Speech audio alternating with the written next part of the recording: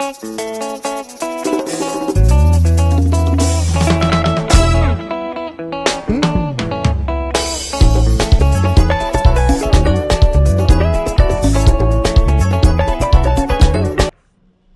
frères et sœurs en Christ. Nous sommes dans la joie d'être ensemble pour le Seigneur. Il est important de nous d'être ensemble pour ce grand jour qui est dimanche, pour glorifier le Seigneur et écouter sa parole. Il y a de cela un mois, nous avons eu à étudier la vie des disciples de Jésus-Christ.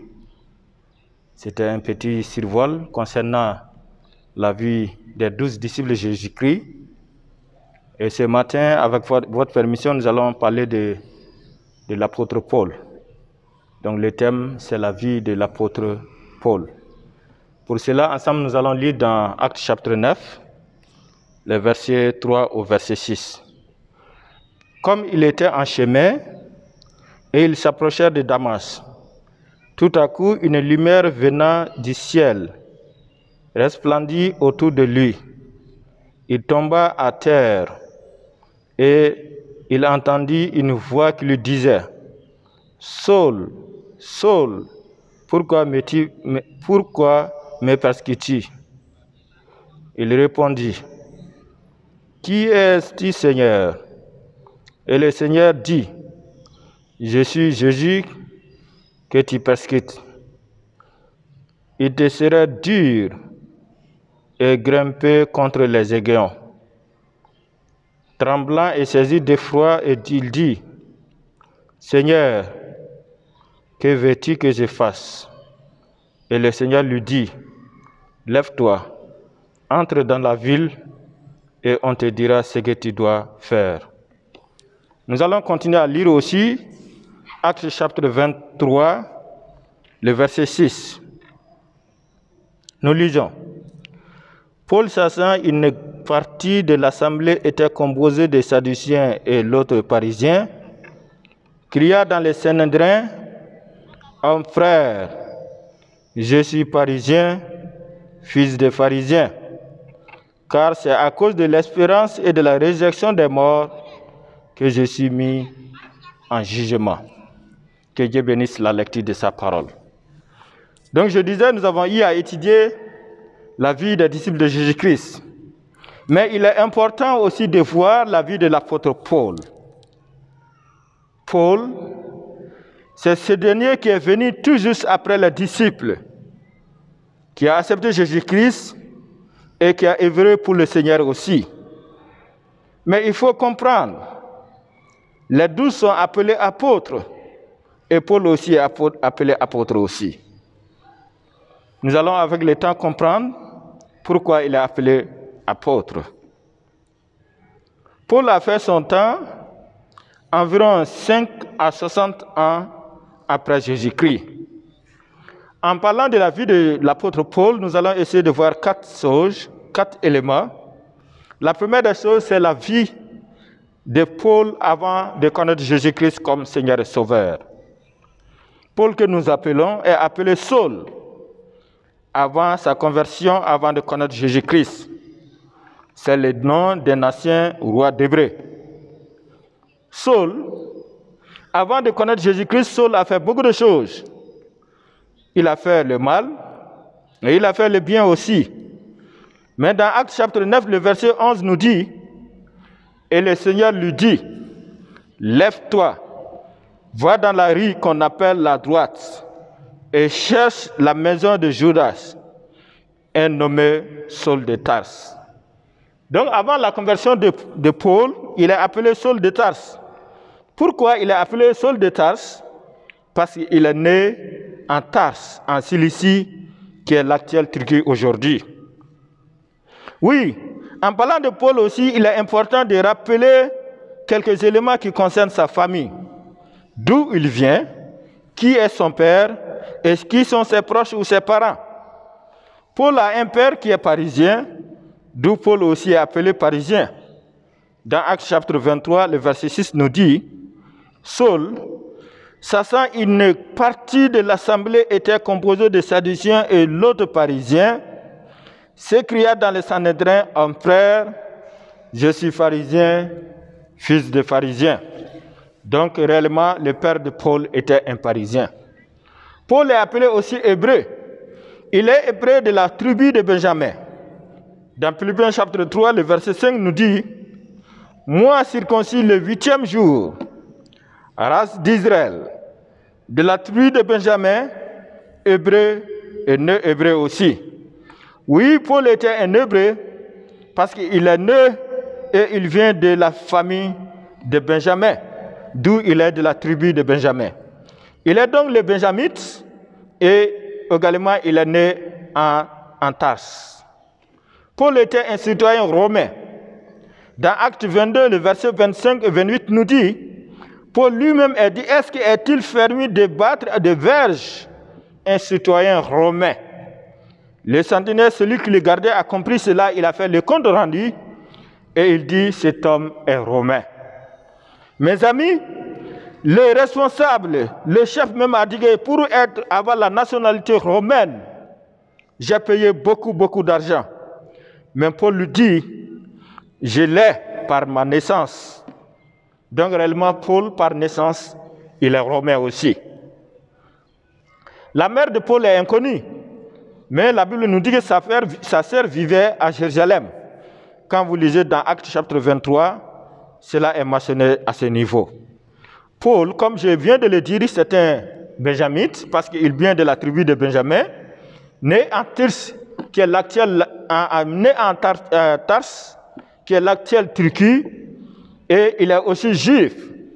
Dans Acte 22, le verset 3 nous dit, « Je suis juif, né de Tarse en Cilicie. » Oui, réellement, Paul, non seulement il est parisien, il est romain, et il est hébreu, et il est juif aussi.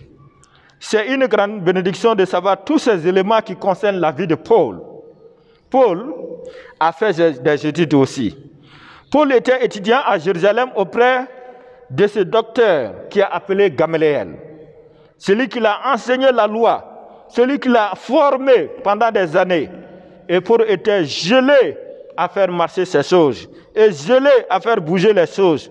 D'où Paul a maltraité beaucoup de chrétiens, beaucoup d'hommes et femmes, pour qu'ils puissent respecter cette loi juive, pour qu'ils puissent respecter vraiment cette religion que les Juifs adoraient aussi.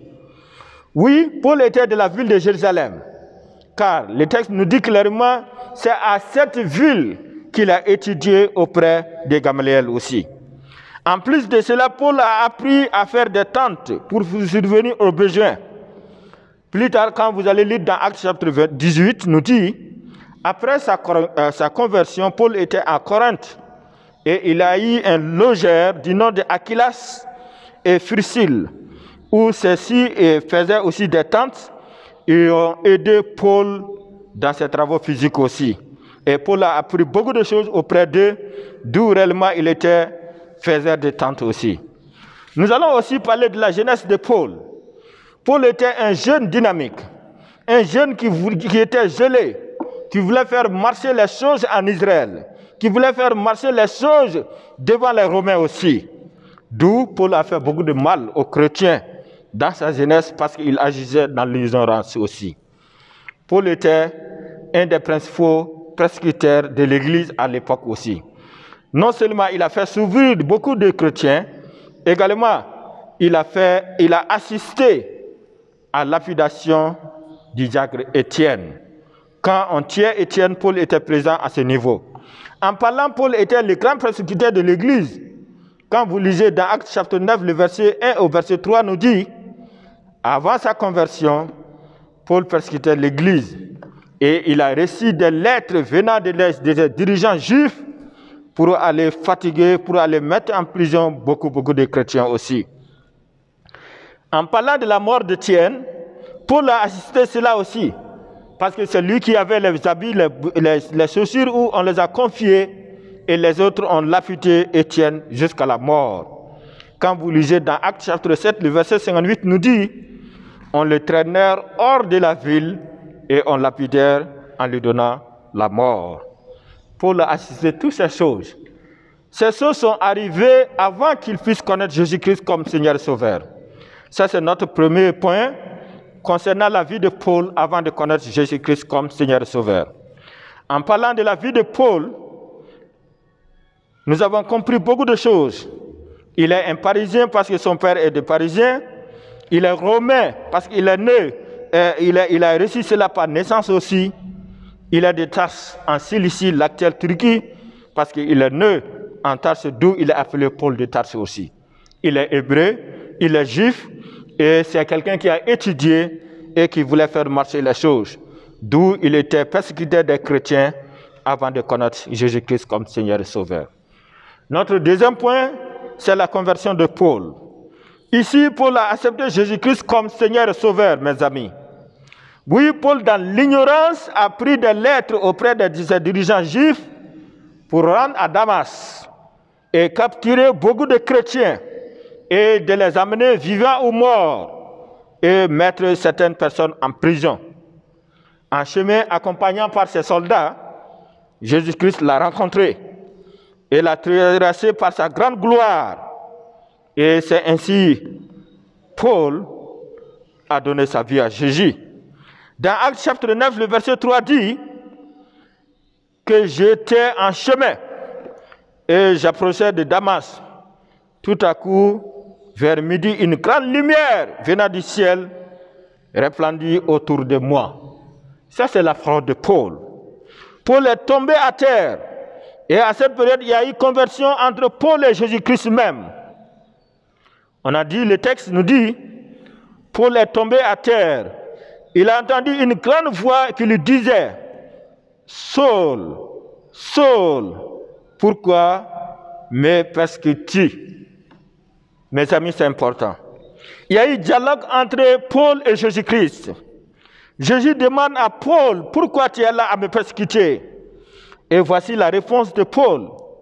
Paul va répondre à Jésus. Il répondit, qui es-tu, Seigneur? Et le Seigneur lui dit, je suis Jésus que tu persécutes. Paul était dans l'ignorance, dans sa zèle, il était zélé de faire persécuter, faire mal aux chrétiens. Paul dit que tu es là à faire le mal à moi-même. C'est à cause de moi que ces hommes, ces femmes sont là à annoncer la bonne nouvelle. Ils sont là à parler de moi. Donc le combat, ce n'est pas entre vous et ces chrétiens, mais entre toi et moi. Et Paul va demander à Jésus, que dois-je faire maintenant? Jésus va lui demander de rendre dans la ville et on te dira ce que tu dois faire. C'est ainsi que Jésus a envoyé aussi Ananias pour que Paul retrouve la guérison. Le texte nous dit que la conversion, cette grande lumière qui est resplendie autour de Paul, Paul a perdu sa vie. Il ne voyait pas et réellement on l'a conduit aveugle dans la ville de Damas. Et plus tard, Dieu envoya Ananias pour que Paul reçoive la guérison. Nous trouvons cela dans Actes 9, le verset 11 et le verset 12. Paul a donné sa vie par la suite à Jésus. Et Paul a accepté Jésus-Christ comme Seigneur et Sauveur. Mes amis, réellement, Jésus-Christ qu'il a saisi. Et il a fait comprendre qu'il est pour lui aussi. Pour cela, Paul est appelé apôtre. Car je l'ai saisi pour moi. Afin que Paul puisse amener beaucoup de chrétiens et beaucoup de personnes à Jésus-Christ pour qu'ils puissent être dans ma grande famille. Oui, dans Acte 9, le verset 15 dit, il dit que Jésus déclare, je l'ai saisi et il devient un instrument pour moi pour amener beaucoup de personnes, ceux qui ont placé en autorité, en place de rang, ceux qui sont élevés en dignité, toutes sortes de personnes pour les amener dans ma famille. Paul a reçu beaucoup de dons pour évangéliser ces hommes, ces femmes, pour amener dans la famille de notre Dieu. D'où il est appelé apôtre de Jésus-Christ aussi. Oui, mes amis, c'est important. Paul parlait aussi 4 langues. C'est important pour parler de Jésus-Christ, il faut connaître aussi certaines langues. Pour parler 4 langues, la première des choses, c'est que Paul parlait l'araméen. C'était sa langue maternelle. Et il parlait le grec aussi, c'est celle de Tarse, ou celle de l'Empire romain. Et il parlait aussi la langue hébreu, c'est par là qu'ils sondaient les Écritures. Il fallait aussi le latin.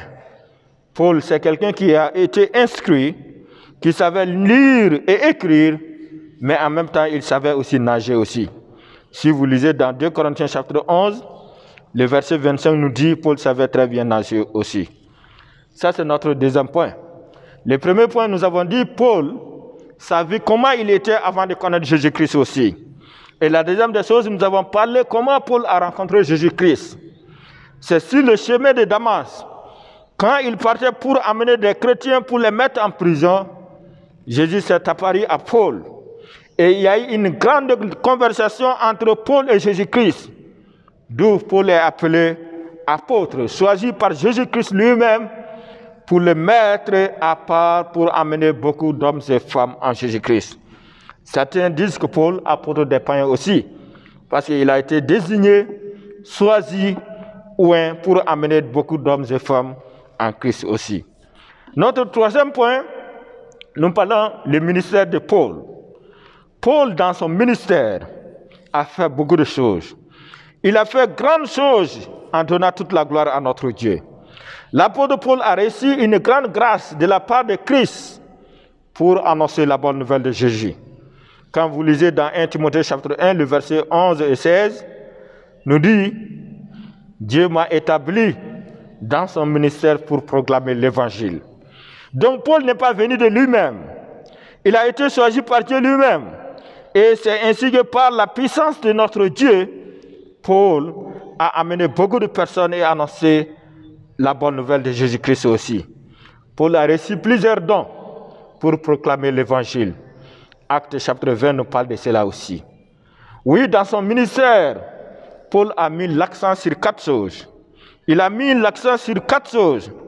La première des choses ici, Paul, dans son ministère, a parlé de la repentance et de la foi aussi.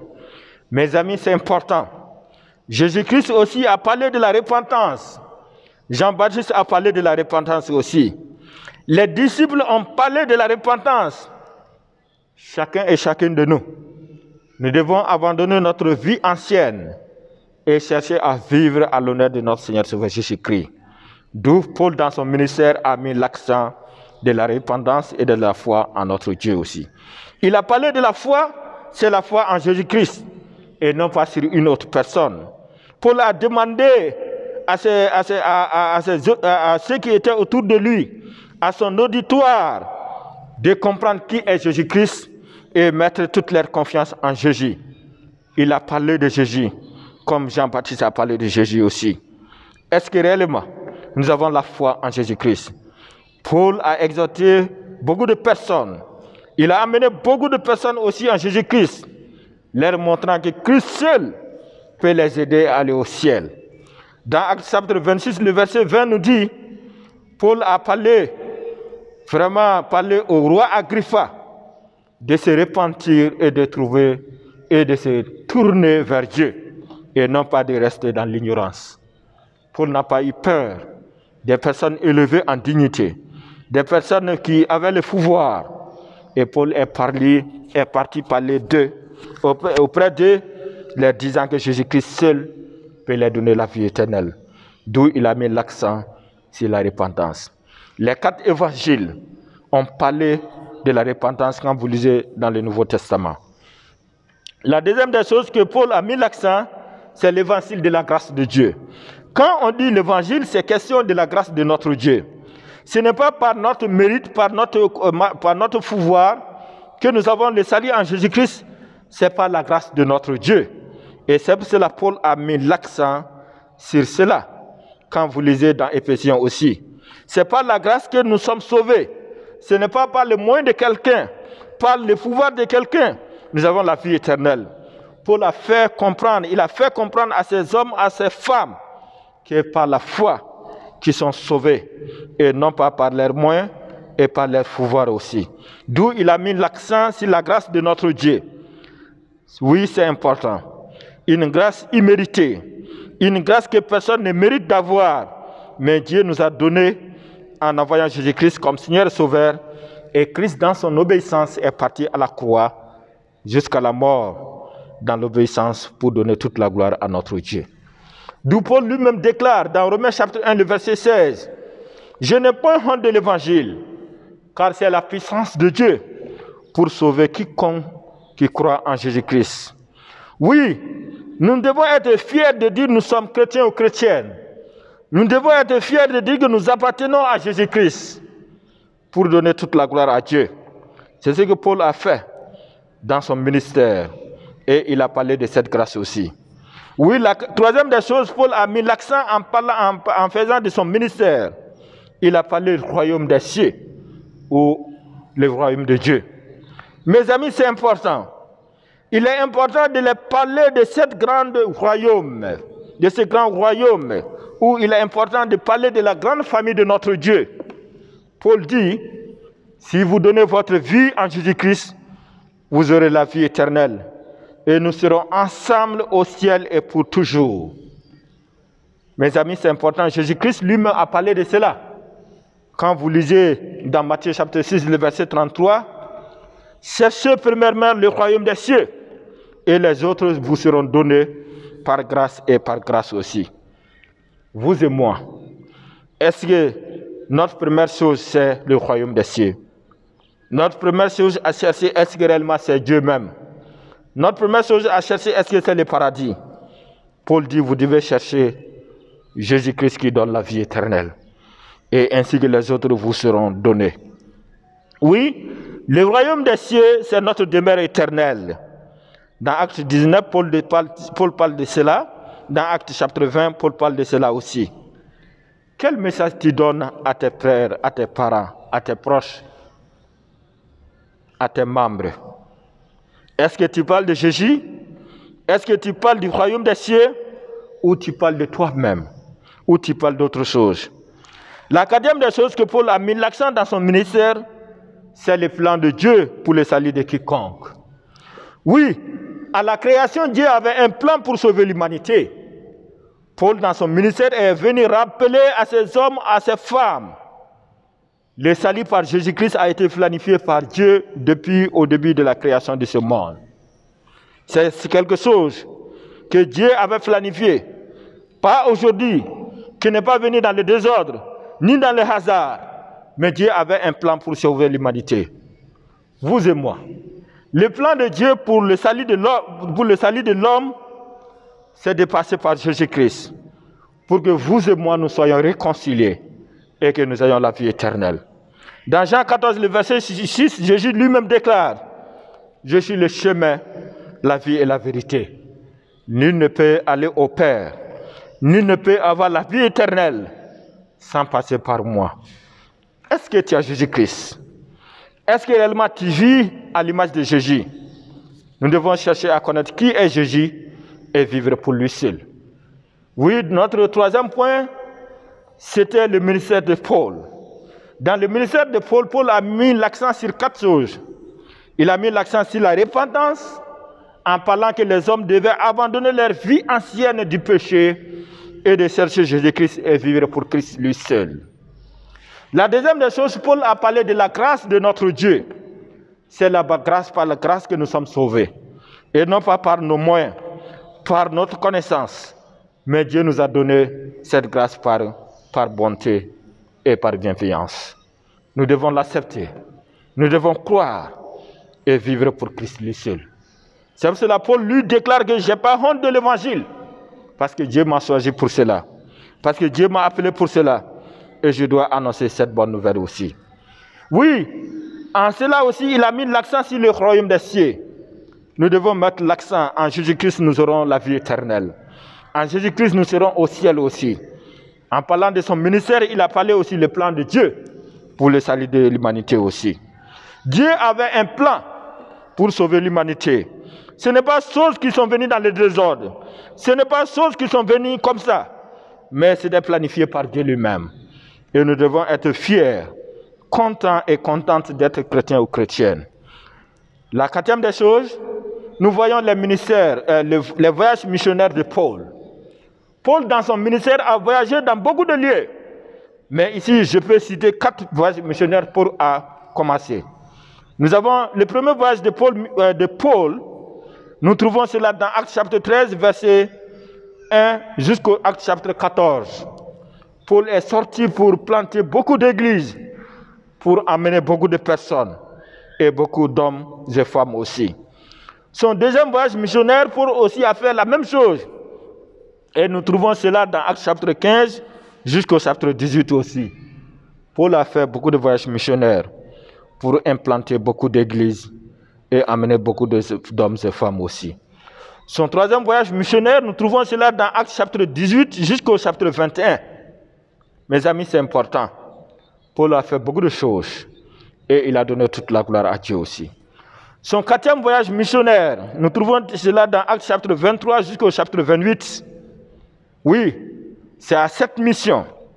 Les autorités vont soulever contre Paul. Il sera arrêté aussi. Et finalement, il va être prisonnier. Jusqu'au point où Paul lui-même va demander d'aller en Rome, qu'il soit jugé et qu'il trouve la mort aussi. Mes amis, à l'arrivée de Paul à Rome comme prisonnier, et cela nous amène à la fin de notre message, en parlant de la fin de la vie de l'apôtre Paul. Oui, Paul a terminé comme martyr aussi dans sa vie. À cause du témoignage de Jésus-Christ, à cause de l'évangélisation, à cause d'amener beaucoup de personnes à Jésus-Christ, il est devenu prisonnier. Il s'est mis en chaîne et il est devenu esclave. Jusqu'au point, à la fin, par l'empereur Néron, Paul serait décapité comme les autres qui ont été décapités aussi à cause de sa foi en Jésus-Christ.